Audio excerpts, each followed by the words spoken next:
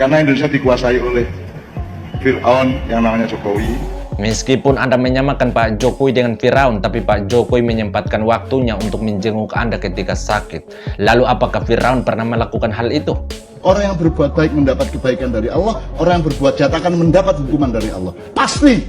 Dan kalau Cak Nun mau berpikir lebih dalam, maka beliau akan merasakan apa yang dilakukan oleh Pak Jokowi itu adalah suatu tamparan yang benar-benar menusuk. Jadi ini seharusnya menjadi contoh dari Tuhan lewat Pak Jokowi untuk diperlihatkan pada seluruh anak bangsa agar jangan lawan dengan lawan, tapi lawan dengan rangkul.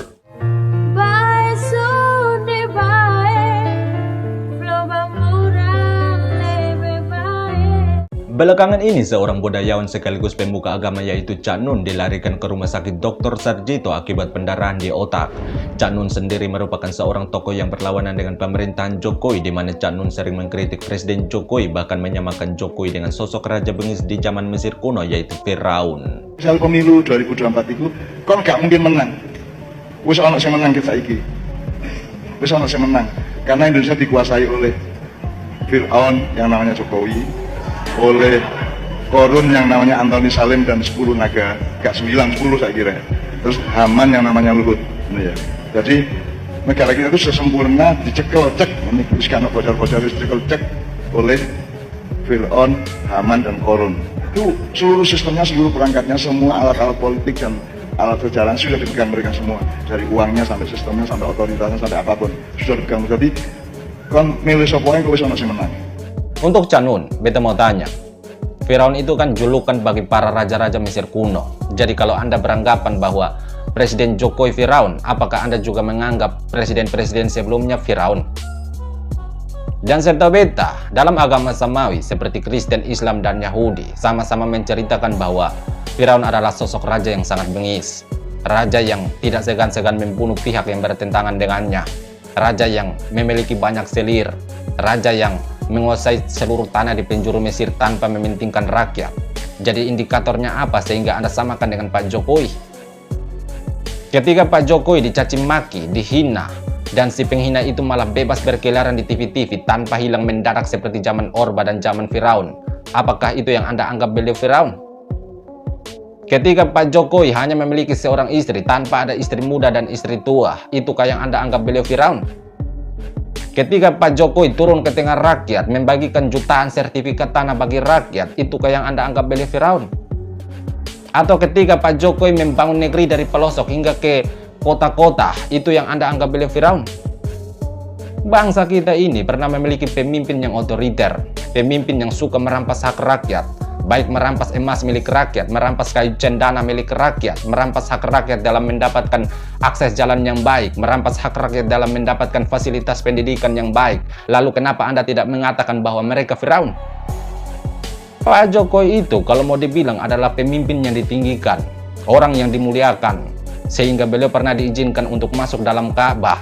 Itu saja Anda masih bisa merendahkan beliau Firaun. Bagaimana dengan mereka yang tidak pernah masuk Ka'bah? Jujur, beta sebagai umat Kristen kadang heran dengan kalian.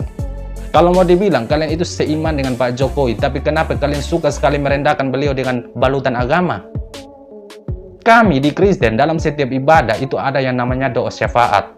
Salah satu topik yang didoakan adalah mendoakan yang terbaik bagi bangsa dan negara ini. Mendoakan agar presiden kita tetap sehat. Mendoakan agar Tuhan memberikan hikmat kepemimpinan pada presiden kita, pada para menteri, pada kepala-kepala daerah hingga RT RW. Lalu kenapa kalian yang seiman malah merendahkan?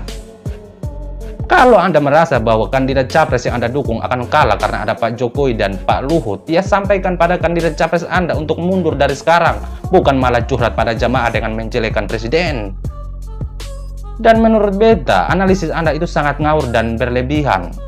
Kenapa beta bilang begitu? Ya karena yang menentukan seseorang duduk di kursi kepresidenan itu adalah suara rakyat, bukan Pak Jokowi, Pak Luhut, apalagi 10 naga.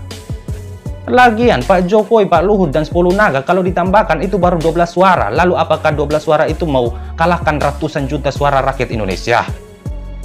Atau Anda mengatakan bahwa itu bisa dikendalikan? Lah bagaimana kendalikan sedangkan Pak Jokowi sendiri masih tanya pada rakyat Indonesia bahwa siapa pemimpin yang pantas untuk bangsa dan negara ini?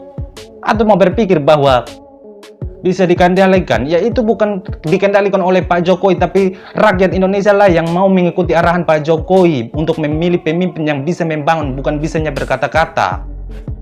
Jadi pesan beta, kalau Anda mau cerita dongeng, jangan ceritakan tentang Pak Jokowi, karena Pak Jokowi itu membangun negeri ini secara nyata, bukan secara dongeng. Jadi kalau Anda mau cerita dongeng, ceritakan saja tentang 10 kadal gurun yang ada di belakang Pak Yohanes. Supaya apa? Supaya Anda jangan terlihat macam orang lagi kesambar.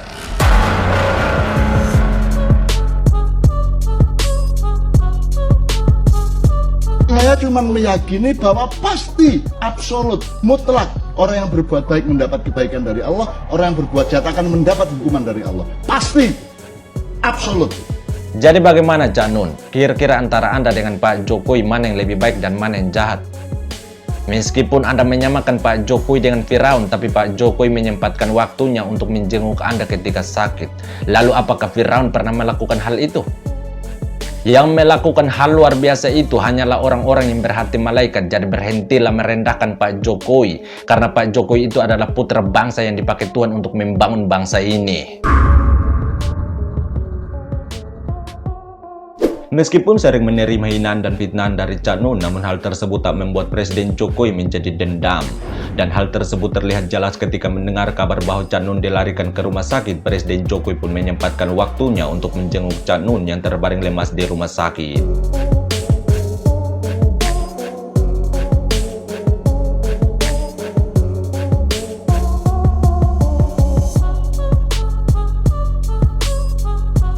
Memang betul hari ini Pak Jokowi sekitar 10 menit yang lalu melakukan kunjungan ke Rumah Sakit Dr. Sarjito dalam kapasitasnya menjenguk Pak MH Ainun Najib di RSUD Dr. Sarjito ini. Menurut beta, Pak Jokowi menjenguk Cak Nun itu adalah suatu tindakan yang sangat luar biasa. Dan kalau Cak Nun mau berpikir lebih dalam, maka beliau akan merasakan apa yang dilakukan oleh Pak Jokowi itu adalah suatu tamparan yang benar-benar menusuk. Tamparan yang sangat lembut tapi menusuk kalau Cak Nun mau berpikir lebih dalam. Dan beta bisa bilang bahwa Pak Jokowi itu adalah presiden yang dipakai Tuhan untuk kemajuan Indonesia. Bukan cuma kemajuan dalam membangun bangsa, tapi juga kemajuan dalam merangkul anak bangsa. Jadi seharusnya Indonesia bersyukur pada Tuhan karena diberikan pemimpin seperti Pak Jokowi. Pemimpin yang bukan cuma mampu membangun bangsa, tapi juga mampu merangkul anak bangsa dengan cara merendahkan rasa dendam dan rasa ego demi persatuan. Atau kita bisa lihat pada pemimpin-pemimpin terdahulu. Ada Pak Soeharto dan Pak Habibie.